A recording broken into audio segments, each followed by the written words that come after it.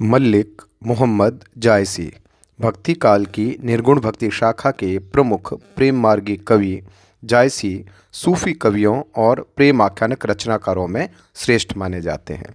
लगभग 1477 ईस्वी में उत्तर प्रदेश के जायस में जन्मे जायसी ने स्वयं के संबंध में लिखा है, भा अवतार मोर 9 सदी 30 बरिख ऊपर कवि बदी।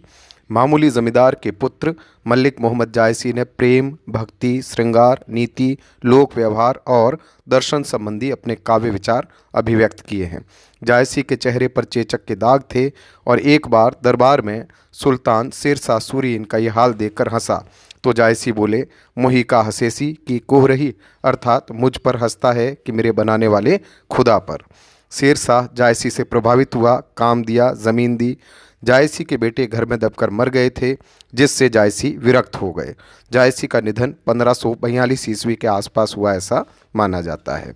पद्मावत, अखरावट, आखिरी कलाम, नैनावत, कहरनामा, कान्हावत, मटकावत आदि जायसी की प्रसिद्ध रचनाएं हैं।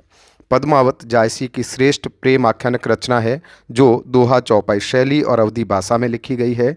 राजा रतन सेन, रानी पद्मिनी, नागमती, अलाउद्दीन खिलजी आदि इस ग्रंथ के प्रमुख पात्र हैं।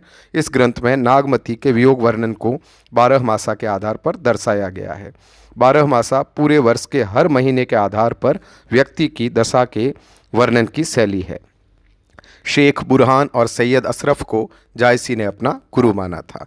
जायसी के काव्य की प्रमुख विशेषताएं इस प्रकार हैं: सूफीवाद का स्पष्ट प्रभाव, प्रेम और श्रृंगार का वर्णन, दर्शन और अध्यात्म का प्रभाव, कल्पना का सौंदर्य, ऐतिहासिकता, 12 मासा वर्णन, गुरु की महत्ता का वर्णन, दोहा चौपाई छंद की शैली, अवधी भाषा का सौंदर्य, समसामयिकता, नक्शिक वर्णन पर ध्यान, अतिशयोक्तिपूर्ण वर्णन, वियोग की अधिकता, प्रकृति सौंदर्य, अनुभवशीलता और अलंकारिकता। धन्यवाद।